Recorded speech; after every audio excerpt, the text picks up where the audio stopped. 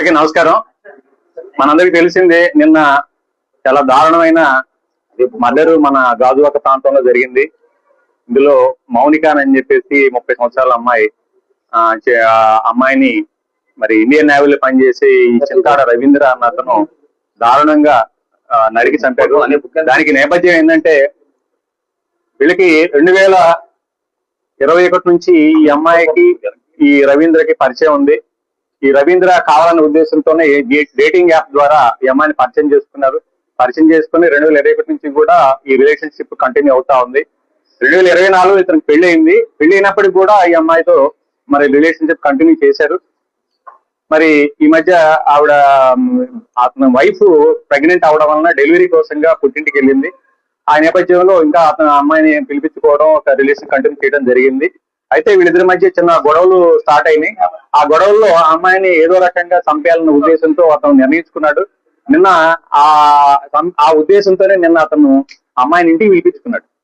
అప్పుడు ఇది మన ఎల్బీ నగర్ లో, గాజువాక ఎల్బీ నగర్ లో కీర్తి ఎన్క్లేవ్ ఫ్లాట్ నంబర్ 102 దాంట్లో ఇతను ఉంటాడు. అతను ఒంటరిగా ఉంటున్నాడు ఇప్పుడు ప్రెసిడెంట్. అమ్మాయిని పిలిపించుకొని పథకం ప్రకారంగా అమ్మాయితో గొడవ పెట్టుకొని అమ్మాయిని గొంతు పిసికేశాడు. అంటే చెప్పిన ప్రకారం ఏంటంటే ముక్కు నోరు మూసేసి సఫకేషన్ చేసి చంపేశాడు. చంపేసిన తర్వాత అతను ఈ డెడ్ బాడీని ఏ విధంగా డిస్పోజ్ చేయాలో అర్థం కాక దాన్ని కావాలనే ఉద్దేశంతో అతను ఒక కత్తి తీసుకొని ఆ బాడీని 3 ముక్కలు చేశాడు అనమాట. గొంతు, తల, చేతులు, మొండి అన్ని కూడా సెపరేట్ చేశాడు. సెపరేట్ చేసేసి కాళ్ళన్నీ కూడాను ఒక సూట్ కేసులో ప్యాక్ చేశాడు. అదేవిధంగా మొండి భాగంలో ఫ్రిడ్జ్ లో పెట్టాడు. ఈ తల, చేతుల్ని మరి అంటే 1 by 1 డిస్పోజ్ చేయాలన్న ఉద్దేశం అతని ఉద్దేశం. దాన్ని ఏం చేశాడంటే అతను బ్యాగ్ లో పెట్టుకొని మన ఈ అడివివరం రోడ్ లో ఒక నిర్జన ప్రదేశం ఉంది. ఆ ప్రదేశంలో పెట్రోల్ లో తగలబెట్టేసి మరలా వచ్చాడు. వీటిని కూడా డిస్పోజ్ చేయాలన్న ఉద్దేశంతో ఏం చేయాలో అర్థం కావట్లేదు. ఈ బాడీ ఎలా తయారు చేయాలి, ఎలా పంపించాలి, ఎలా డిస్పోజ్ చేయాలని చెప్పేసి తర్వాత అతను మొత్తం లోపల ఉన్న బ్లడ్ స్టైన్స్ కూడా మొత్తం కూడా వాష్ చేసినట్టుగా మనం నేరస్థల పరిశీలన తెలుస్తా ఉంది. కంప్లీట్ గా వాష్ చేస్తున్నాడు. అంటే ఏ విధంగా నేరం బయటపడకుండా తప్పించుకోవాలన్న ఉద్దేశం అతను కనబడతా ఉంది. తర్వాత ఇప్పుడు ఈ డెడ్ బాడీస్ లో ఉన్న ఈ భాగాలు ఎలా డిస్పోజ్ చేయలేక అతనికి దిక్కు తెలియలేదు. ఈయన ఏం చేయాలో అర్థం కాక అతను పోలీస్ స్టేషన్ కి వచ్చి సరెండర్ అవ్వడంగా తెలుస్తా ఉంది. అయితే ఈ విషయం తెలుసుకున్నది తల్లిదండ్రులు ఈ రోజు పోలీస్ స్టేషన్ కి వచ్చి వాళ్ళ మౌనిక తల్లిదండ్రులు వేణుగోపాల్ వాళ్ళ ఫాదర్ పేరు, ఆయన వచ్చి కంప్లైంట్ ఇవ్వడం జరిగింది. ఈ ఫాదర్ వచ్చేసి ఈ మన చిన్న కాంట్రాక్ట్ టీచర్ గా పనిచేస్తారంటే పెందుర్తిలో. అందరూ కూడా టీచర్ ఫ్యామిలీ అనమాట. మదర్ ఫ్యామిలీ టీచర్ పనిచేస్తారు. అయితే ఈ అమ్మాయి డిసీజ్డ్ ఈ మౌనిక ఈ ఇంటర్ వరకు చదువుకుంది. పంజాబ్ నేషనల్ బ్యాంక్ లో ఏదో ఆఫీస్ సబార్డినేట్ గా పనిచేస్తుంది.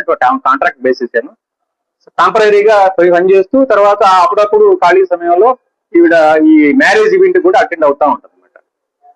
అయితే ఈ కేసు నమోదు చేస్తున్నారు. కేసు మన మర్డర్ కేసు కింద. అదే విధంగా ఈ ఎవిడెన్స్ ని తారుమారు చేయడం కోసం, అంటే కనపడకుండా మాయం చేయడం కోసంగా అతను ప్రయత్నించినట్టుగా ఆ మర్డర్ కేసుతో పాటుగా 201 ఐపీసీ అంటారు అండి.